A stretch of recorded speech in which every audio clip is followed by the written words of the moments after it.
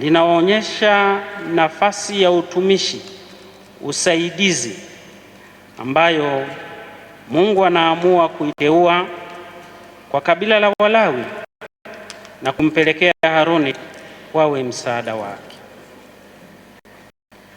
Katika somo hilo, kati ya mengi yanayoongelewa, linadokezwa habari ya hema ya kukutania.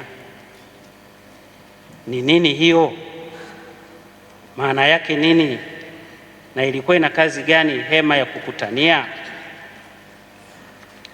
Baada ya wana wa Israeli kupewa nafasi ya kuanza safari kwenda katika nchi ya ahadi, walipovuka bahari ya Shamu, tayari Mungu aliamua kumwambia Musa, kumwita na kumkabidhi amri 10 za Mungu, ziwe dira na njia ya kupita au kufuata hizo ili kufikia hatua halisi ya kule ambako wanatarajia kwenda.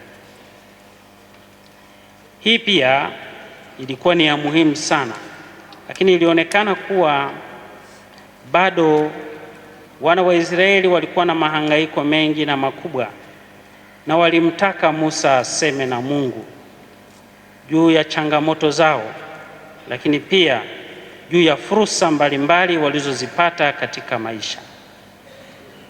Na kwa sababu hiyo, Musa hakuonekana sehemu yoyote ya pekee ya kukaa na kuongea na Mungu. Ndipo Mungu alipomwamuru, akamwambia atengeneze hema ya muda, temporal, ya kukutania, ambayo Mungu atakutana na watu wake. Na akaifanya hiyo hema ya muda ambayo ilikuwa na uwezo wa kubomolewa wakati wowote na kuendelea mbele, na isingekuwa ya kudumu kwa sababu safari ya wana wa Israeli ilikuwa inaendelea mbele. Kwa hiyo walikuwa wanatengeneza hema ya muda, wakitoka hapo wanaibomoa, wanaenda tena mbele, wanatengeneza ya muda. Lengo lake ilikuwa ni nini? Pale ambapo wana wa Israeli walipokuwa na mahangaiko yao au na sababu ya kumshukuru Mungu wao, walimwendea Musa, na Musa aliweka appointment kwa Mungu, na Mungu alikuja katika hema ya kukutania. Na ishara ya kuwa Mungu amekuja katika hema ya kukutania lilikuwa ni wingu ambalo, kama tunakumbuka vizuri, ndio lile wingu lililowaponya wana wa Israeli walipokuwa wanatembea katika jua maana mengi. Kwa hiyo lilipoonekana limekuja katika hema ya kukutania, Musa aliingia katika hema ya kukutania, na kule ndiko akasema na Mungu juu ya fursa au juu ya changamoto. Na waliamini, walipenda na wakaishi hivyo. Na kwa mwanzoni hema ya kukutania alikuwa anaingia Musa peke yake. Baadaye Haruni naye aliingia. Baadaye na Miriam aliingia. Miriam na Haruni wanaingiaje katika hema hii?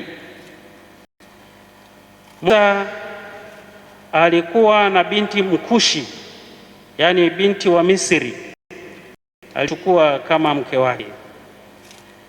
Na wana wa Israeli walikasirika. Walivyokasirika, Haruni pamoja na Miriam wakasema, huyu Mungu anayeongea na Musa peke yake hakunena na sisi juu ya habari ya huyu mwanamke Mkushi? Walivyolalamika hapo, Mungu aliwaendea na akawaambia katika wingu hilo hilo, nendeni katika hema.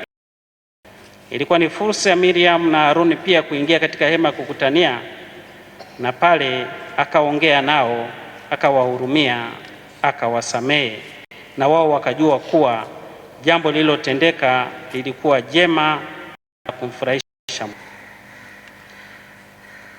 Katika nyakati zetu, hema ya kukutania ndiyo kanisa, lakini kwa kiasi kikubwa hema ya kukutania ni neno la Mungu.